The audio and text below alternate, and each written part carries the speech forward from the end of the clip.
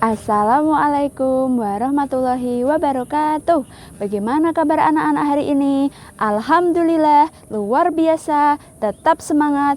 Allahu Akbar. Semoga anak-anak tetap semangat bangun subuh dan semangat belajar di rumah. Hari ini kita akan belajar mata pelajaran sejarah kebudayaan Islam. Sebelum masuk ke materi, marilah kita bersama membaca basmalah. Alif, ba, ta. Bismillahirrahmanirrahim. Selanjutnya anak-anak ikuti ibu guru ya. Allahumma inni as'aluka ilman nafi'ah wa rizqan thayyibah wa amalan mutaqabbala. Nah anak-anak, pada kesempatan pagi hari ini Bu Guru akan menceritakan tentang kisah Nabi Idris alaihi salam. Silakan anak-anak duduk yang tegak dan dengarkan cerita dari Bu Guru ya. Anak-anak, Nabi Idris adalah Nabi yang kedua. Nabi Idris adalah keturunan keenam dari Nabi Adam. Nabi Idris adalah kakeknya Nabi Nuh. Nabi Idris adalah orang yang sangat pandai. Beliau sangat pandai dan menguasai ilmu hitung, dan beliau juga sangat pandai dan menguasai ilmu perbintangan. Selain itu, Nabi Idris juga sangat pandai menunggang kuda, dan Nabi Idris juga sangat pandai menjahit pakaian. Nabi Idris sangat rajin mempelajari Shohibah yang diturunkan kepada Nabi Adam dan Nabi Sid. Shohibah itu apa ya? Siapa yang tahu? Anak-anak, Shohibah itu adalah lembaran-lembaran tertulis yang diwahyukan Allah kepada para nabinya.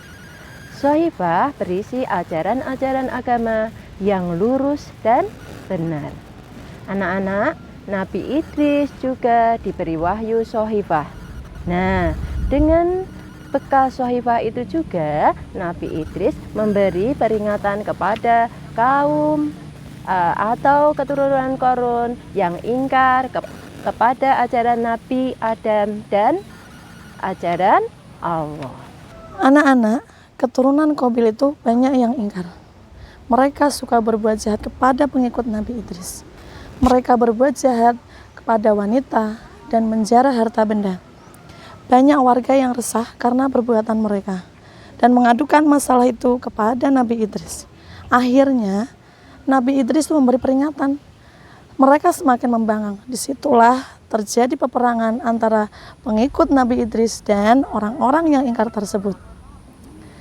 Nabi Idris memimpin perang dengan gagah berani dan pantang menyerah pada orang-orang ingkar tersebut. Karena kegigihannya dan keberaniannya, Nabi Idris diberi gelar Asadul Usud. Anak-anak tahu tidak apa itu Asadul Usud? Asadul Usud adalah singanya singa. Harus tahu ya singa ya. Nah, anak-anak tahu kan singa? Singa itu adalah hewan yang pemberani. Seperti halnya keberanian dan kegigihan Nabi Idris. Bu Guru lanjutkan ya ceritanya. Nabi Idris berkeinginan untuk melihat dunia gaib dan Allah mengabulkannya. Nabi Idris bisa melihat neraka dan juga surga. Ketika melihat neraka, Nabi Idris gemetar karena ketakutan melihat wajah malaikat Malik sebagai penjaga pintu neraka sangat menyeramkan, dan juga melihat kondisi neraka juga begitu menyeramkannya.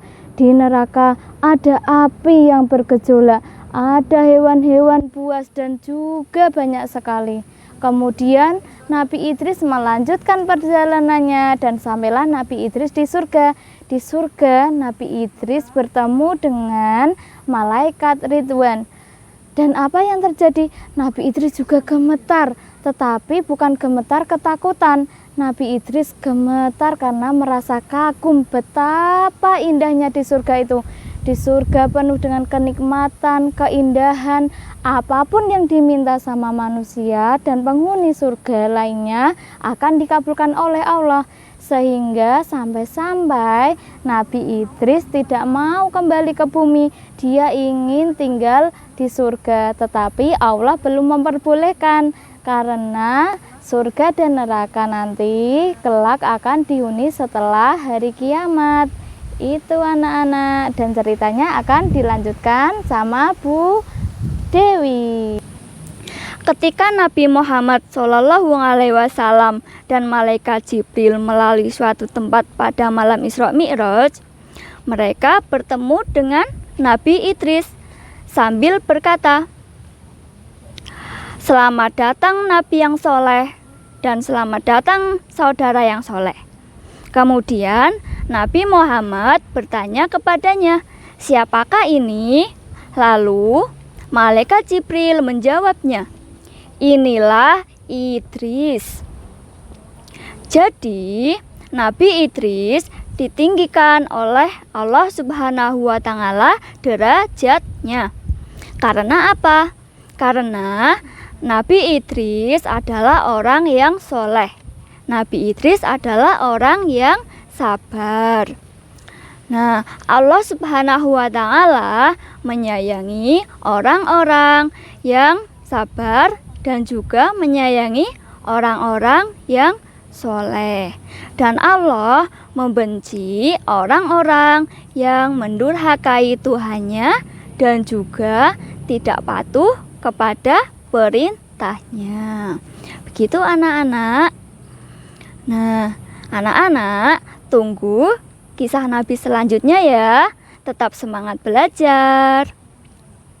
Wassalamualaikum warahmatullahi wabarakatuh.